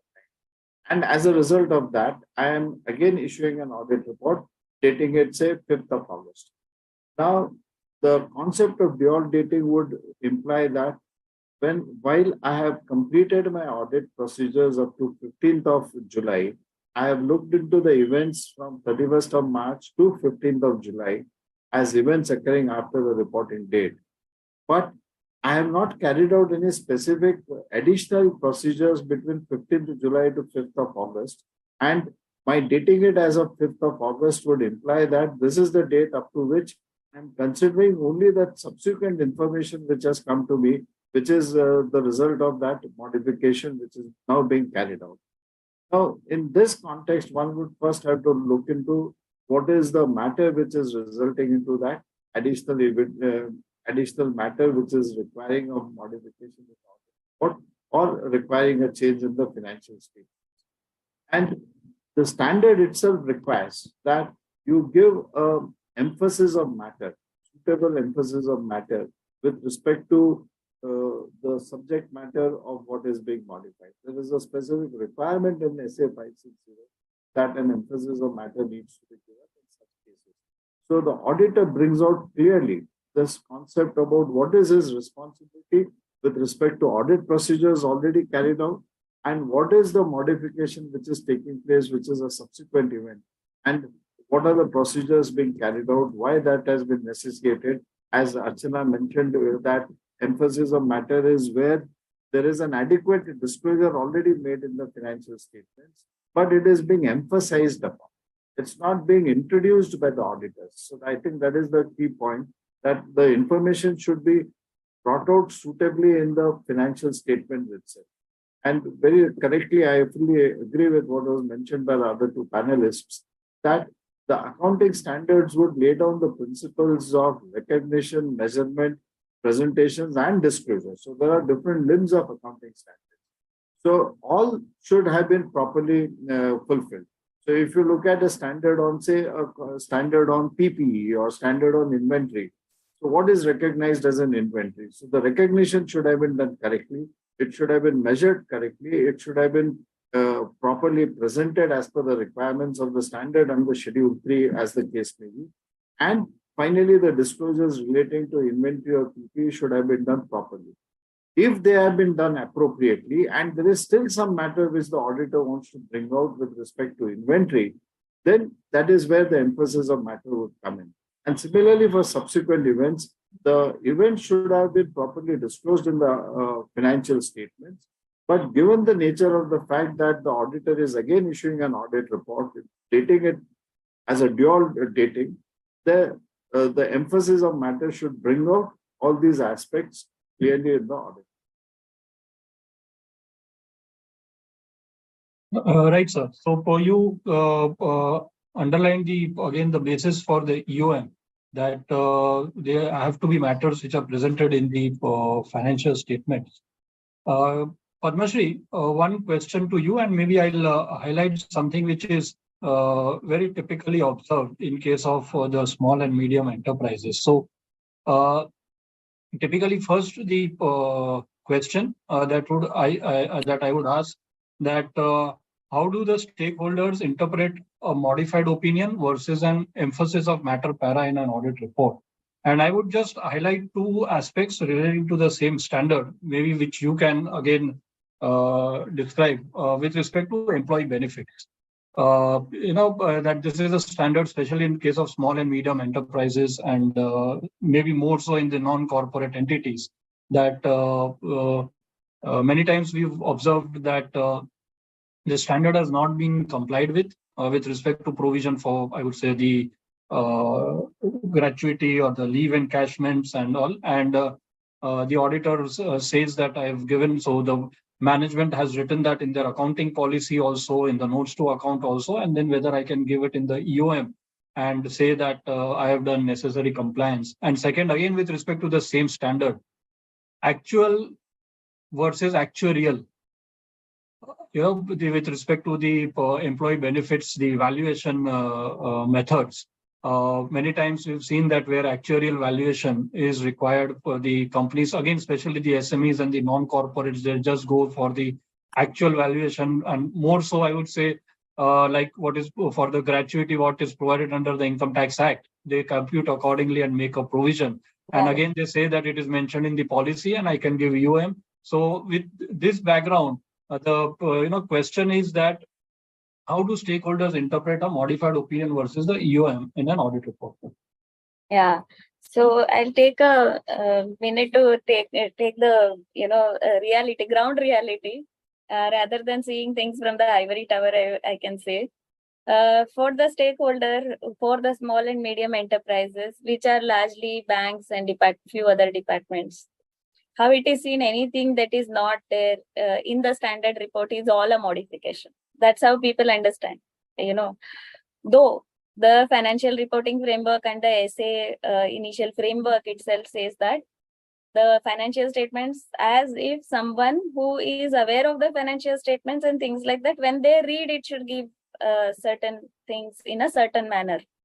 However, how it is seen by largely these stakeholders, especially of the small and medium enterprise, it's not the listed company and the analysts and the interpreters who are looking at it, but it's more of equivalent to layman kind of people who are looking at it, and they understand that anything that is extra one line written other than the normal report is all a modification.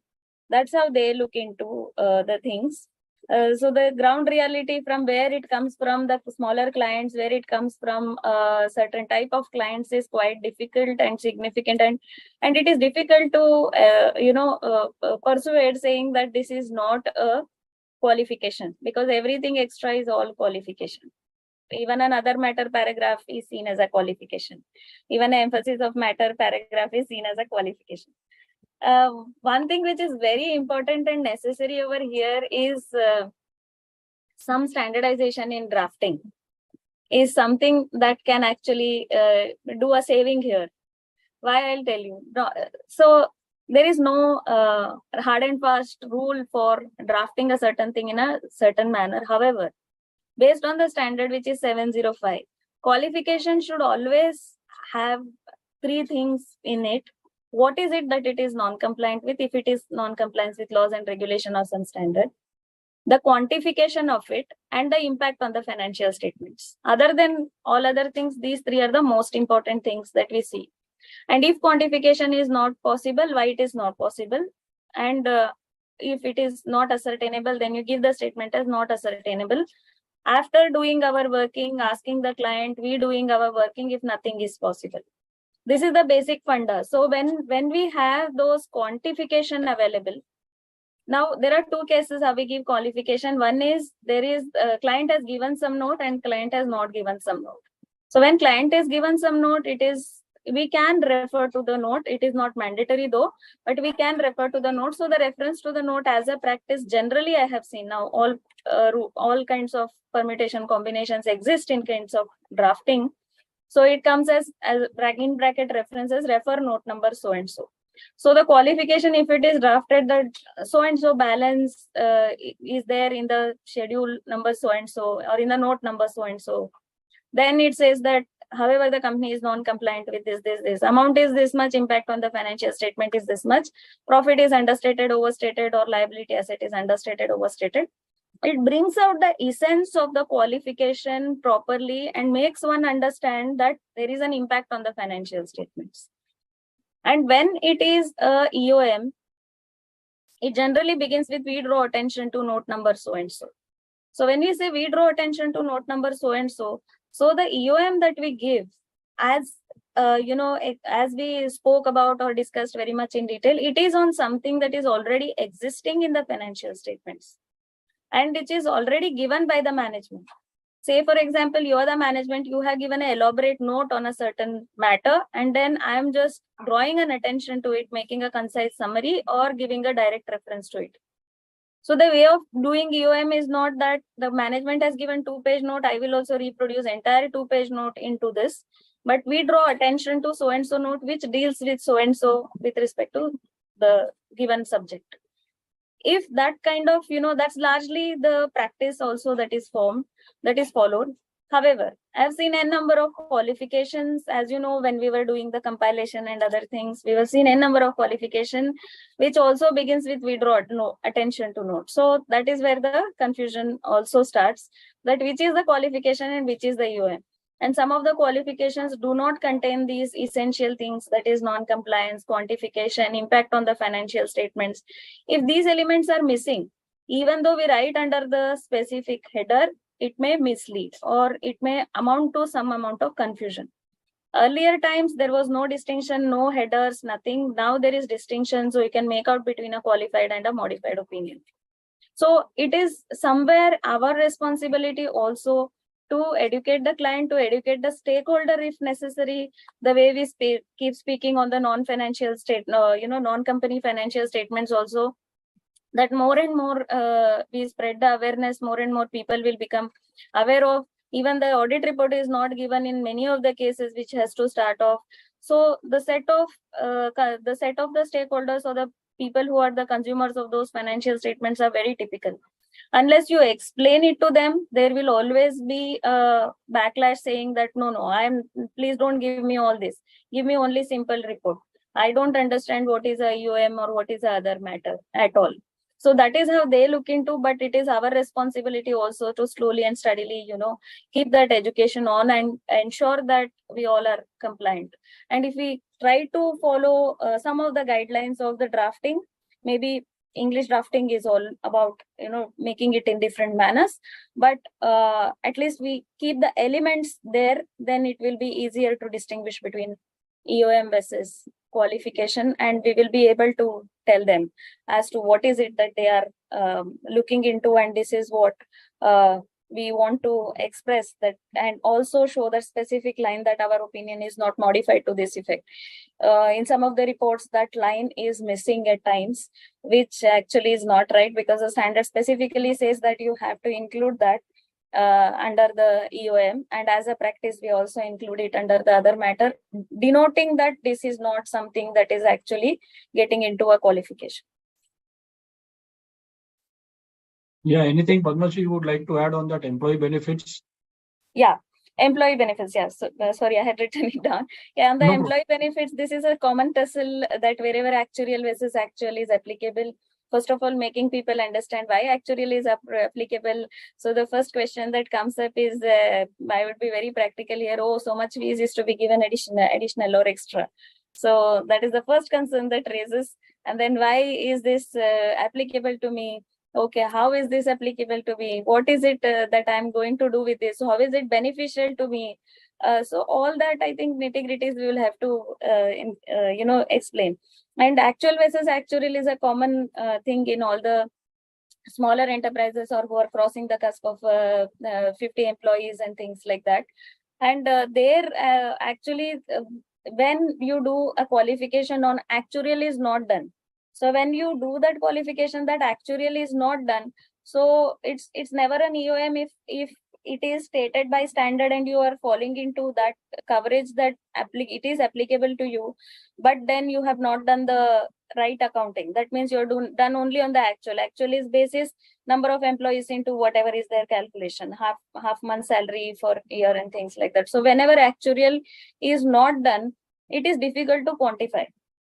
We don't know what the provision will be, because here those three elements that we talked about, non-compliance, yes, non-compliance is with respect to AS15 because it's a smaller enterprise. I'm just taking an example of AS15. So AS15, and then what is it that you have to quantify? You cannot quantify. Now the standard says when you have to qualify, ask the client for the calculation. If client cannot give the calculation, you try to do the calculation as an auditor. Both are not possible. And then third one is about how does it impact the financial statement? Right now, we don't know how it is impacting the financial statement.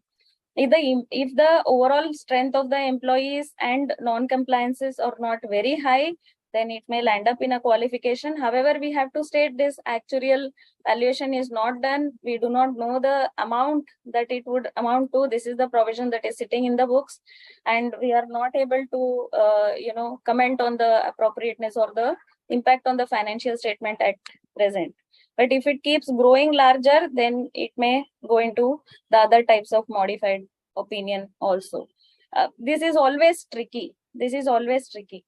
And always there is no plan assets or anything in the smaller organizations. Whatever is there is there. Whatever is not there doesn't exist. So with that combination, this becomes necessary. Correct. So what you mean to say is that, and what Archana also mentioned, Fadnisji also mentioned earlier, that if there is a non-compliance of any standard, that does not permit, I would say, typically to be put in EOM, that Yes. has to go into a modified opinion, and then the rest follows with respect to the quantification and all. Archana ji, one audience question for you.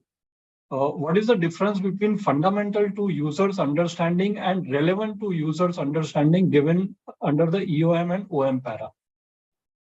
See, I don't think the difference for EOM or OM is driven just by this fundamental versus relevant. I think it is the context. OM is more for items which are not in financial statements. It largely relates to auditors' responsibility. Let's say I used component auditors, I did not audit, I'm an incoming auditor. It relates to items which are not there.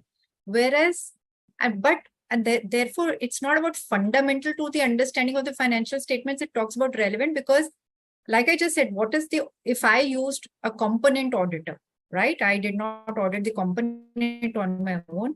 It doesn't impact how you would read the financial statements. The financial statements are still giving true and fair view. I'm only talking about my responsibility. And that is why they're saying, and the audit report anyway has a general paragraph on auditor responsibility.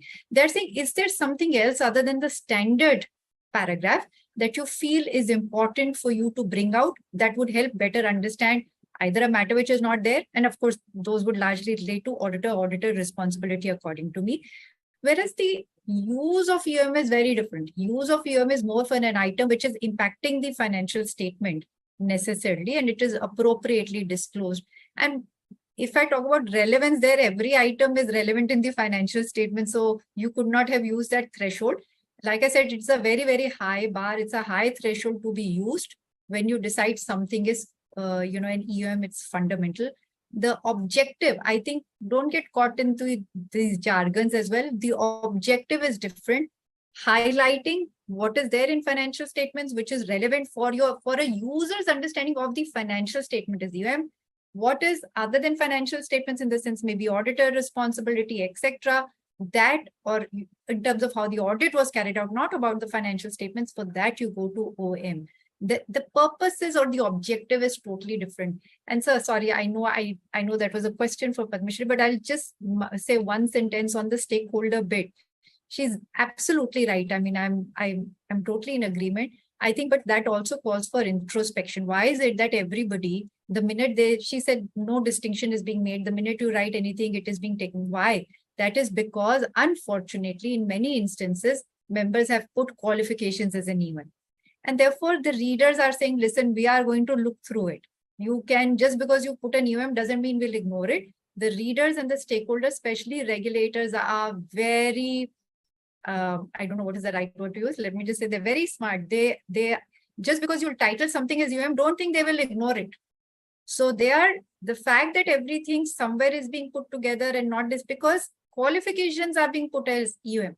And therefore, a stakeholder is left with no choice. So I think the more and more we are more diligent in terms of appropriately categorizing something as modified opinion and something as EOM, this distinction will automatically be made. I have seen many instances, let me tell you, where the regulator is saying something was put in an EOM, saying, why was it not a modified opinion? And that is the reason they can't ignore it. They want to see what it is. Is it something that should actually have been sitting in another place?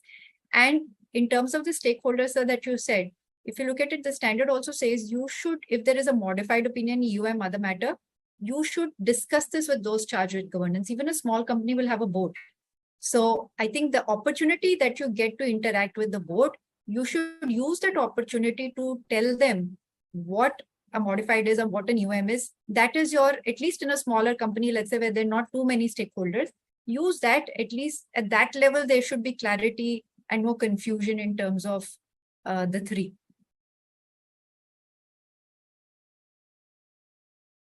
Right. So before I come to Fadnisji for his for last question and also summing up, sir, you would agree with me that over here, considering the CAQD team also,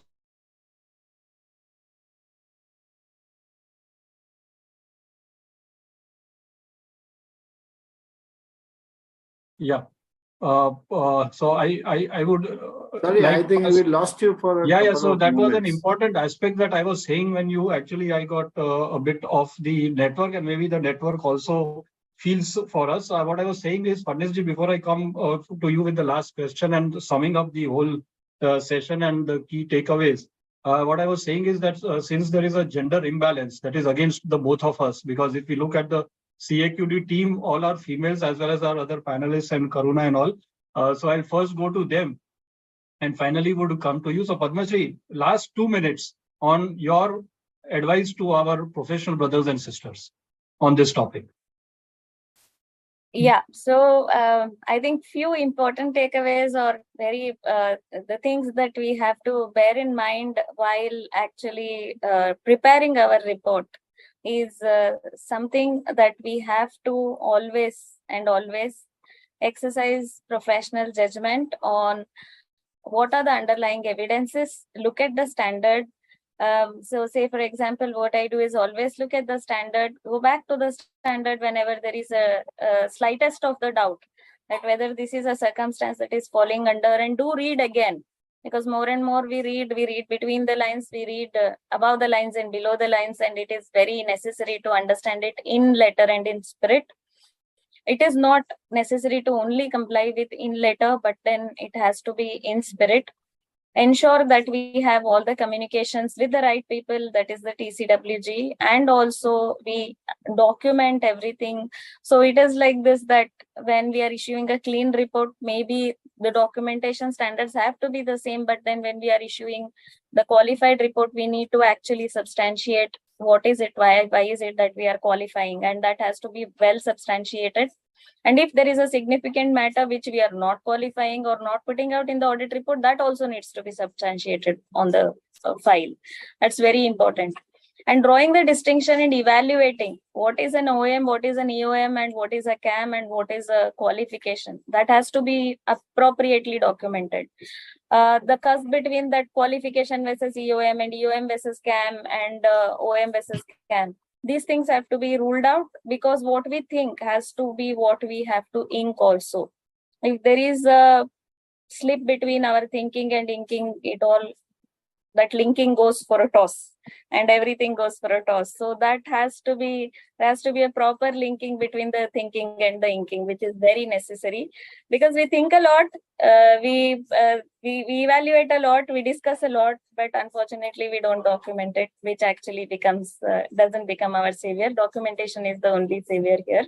So please make appropriate discussions and document everything, that why you have concluded in a certain manner. That I think is the most important thing when we look at all the three standards together. Yes, I think so. That was a nice one between thinking and inking. And I would just add to one thing is that what I've always shared for these, when we have a session on standard on audit, that whatever is not documented is not done. I think this is one thing which all of us need to keep in mind. And now, Archana ji, your final say. I think Padma Shri has been very comprehensive, frankly, so she's covered all. But if I can just take a minute to recap, I think professional judgment is what I would reiterate. Please do not look at these as rule. Don't have a rule-based approach. Apply professional judgment. And there I would recap what Mr. Fadnis said. Professional judgment is what a reasonable person, an independent person, would that person have come to the same judgment. I think that becomes very important, and therefore that links into the point that again Padma Shri made on documentation. It becomes very critical. Avoid boilerplate. There is a tendency to say, can I get a repository? Yes, databases are important. Use them for your understanding, but let your report tell your own story. That is important. The next bit is, I think, a little on the philosophical side is, I think we have to recognize, we say we have a duty of building confidence and trust. We talk about public trust when it comes to chartered accountants. I think let's just do justice to that. And I think to somewhat Padma Shri alluded to this when she said compliance in spirit. I think let's not be afraid to call out what is a modification. There is a worry that, would I lose a client? Would my client get upset if I was to say, give an adverse disclaimer? I think it's all about your professional behavior that becomes extremely critical. And quite often, frankly, if you ask me, I've seen where the issue may not necessarily be a modified opinion. The issue could be the surprise element of it, that you coming or, sharing this with the client at the last minute. If as part of your audit planning or as and when your audit work is progressing, if you, on a very timely basis, discuss this with the client and let them know the repercussions of what would happen if something is not given or the incorrect accounting, I think quite often it's much easier to deal with these situations by the end of it.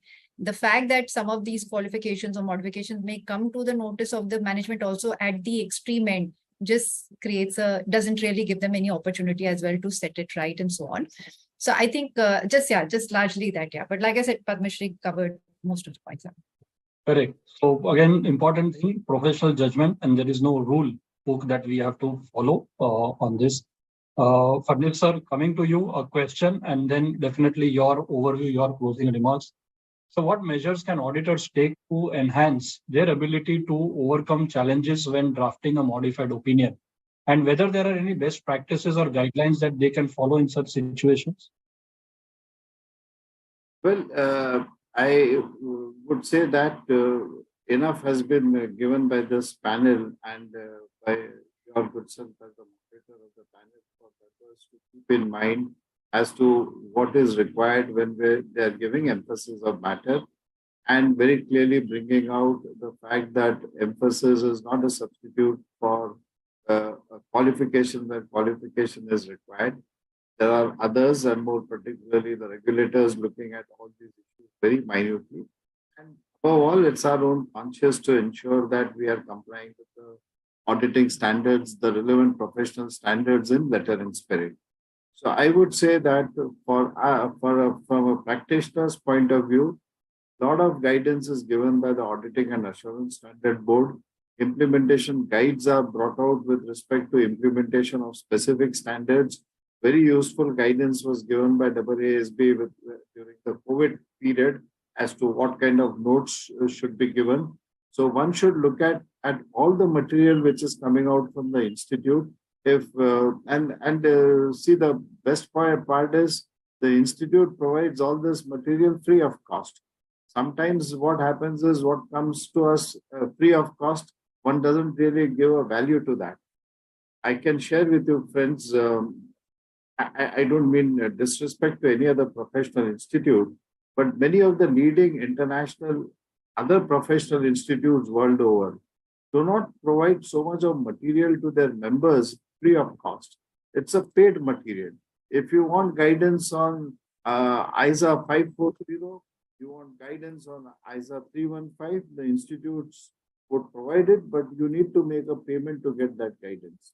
Whereas what we get in India is a free downloadable material, be it implementation guides on accounting or auditing and the various practical FAQs, be it the expert advisory committee opinions, etc. So I would very strongly urge all members to look at this guidance which is available and make the best use of it. That is the only way one can ensure that the audit reports are properly drafted. One very important comment which was made by a panelist was with respect to standardization. So while the language would be different, what is important is that the contents should be standardized. So what is the contents which need to go in a qualification? What is the contents which should go in, be it an emphasis of matter, are what are guided by the relevant standards, and that is what one should look at. So Vishal bhai, answering these your specific question, I would only urge our members to look at the guidance which comes from the institute and these wonderful programs which Center for Audit Quality is organizing and the other limbs of the institute are organizing would go a long way in enhancing the members' abilities to the ever increasing challenges which face us. In respect of a few things which I would like to share at the end of the, just to conclude my views on the subject and in general, if I may be permitted to speak, is that, friends, we should bear in mind that audit is a three-party relationship. It is the auditor, auditee, and the ultimate people who use that audit. The relationship does not end between the auditor and auditee. So while it is the auditee which appoints the auditor, it is the report which is issued to the auditee, it is the payment which is remuneration is paid by the auditee.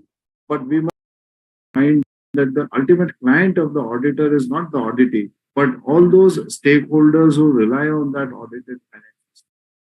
And if we keep that client happy, the ultimate users of our audit report, that is the point of time when we are adding value to our profession, we are adding value. And as the other panelists mentioned, where we really serve the society and serve the public interest by giving a report on the truth and fairness of the financial statements.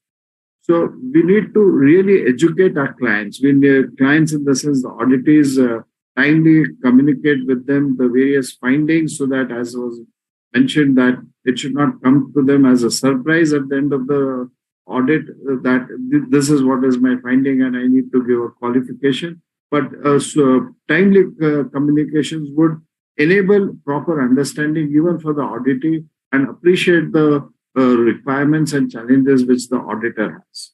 The auditors must also bear in mind that there are other informations which are, when you are applying the standards and if you're applying the accounting standards, one should see that they are being applied in letter and spirit and proper disclosures are being made.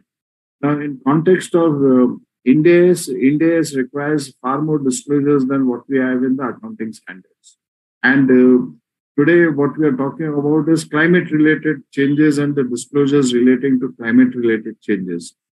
If you look at the international body, they have said that IAS 1 itself has a requirement in a specific 112, paragraph 112, where it says that all those disclosures which would make the financial statements relevant should be made in the financial statements. Now, as an auditor auditing the financial statements, you need to really look at all these things more proactively and see that what could be the disclosures which could be relevant, not just what is directly or what you feel is related to that industry, but it could be much wider than that. And climate-related disclosures is just an example of what is the additional which are considered to be relevant for the financial statements to show true and fair view. And friends, again, from the point of view of India's financial statements, the tentative agenda decisions which are brought out by IFRIX and which are hosted on the websites of IASB could also be relevant to you because Ind AS 8 requires you to look at all those things. You can't say that I have complied with Ind AS, I have not looked at what is the requirement which is in the international standards. In case it is what is directly mentioned in Ind AS would apply. But if there is something which is emerging and which is put out as a tentative agenda decisions, and as an auditor, if you have not looked at that, maybe the regulators may catch you for not complying with Ind AS 8 because that is a requirement flowing out from the particular standard. So, holistically looking at our professional responsibilities, I'm sure members can bring a lot of value to this entire audit function. And Vishal Bhai, thanks to you and the CAQ team, programs like this would be very helpful for membership. Thank you very much. Thank you very much, Fadnis sir, for those insightful words. And I always look forward for your guidance on various aspects. And I think this session has been really, really helpful for our members. And I hope, and I think we all hope, that the audit reports for March 23 that would now be signed off, they would have the correct position of the EOM, the OM, and the modifications, be it the qualification, the adverse opinion, or the disclaimer of opinion. So I take this opportunity to thank Fadnis ji, Archana, Padma Shri for a wonderful, wonderful interactive session that we have had on this Saturday morning. I would also like to thank the office of the CAQD, Karuna, for organizing this and having the questions and arranging this webinar, I would say.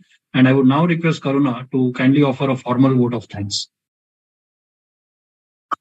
It's with immense pleasure and gratitude that I stand before you to deliver this vote of thanks to our esteemed speakers today. On behalf of CAQD ICI, I extend a warm, heartfelt thank you to all our speakers and panelists for gracing us with their valuable insights and captivating presentation. Our past president, Manoj Fadnis sir, has truly enlightened us with his profound knowledge and expertise in the topic and subject. We are indeed fortunate to have had the opportunity to learn from someone so accomplished and knowledgeable in their field. We sincerely appreciate the effort and time Archana invested in preparing for this talk. The knowledge and ideas you have imparted will undoubtedly have a positive impact on our professional life. We would also like to extend our thanks to CA Padma Shri Kasto for the interactive approach, openness to question, and commitment to share her expertise. We would, in conclusion, your presence has elevated this event to new heights, and we are truly inspired by your expertise and passion. Thank you for being an inspiration to all of us. Your contribution will undoubtedly reverberate long after this event. Our panelists and speakers are once again thanks to you for making this session a grand success. We wish you continued success and hope to have the pleasure of welcoming you back in the future. I would also like to convey my thanks to the session chairman and convener CAQD, CA Vishal Doshi sir. Last but not least, I would like to thank each and every participant for their enthusiastic and participation and attention. Thank you. Thank you very much to all of you. Have a wonderful day ahead. Thank you. Thank you. Thank you, everybody. Have a wonderful day and a wonderful weekend ahead. Thank you so much. A Thank you, wonderful sir. auditing period. Yeah. Thanks a lot, everybody. Thanks Thank to all you. participants. Thank you. Thank you.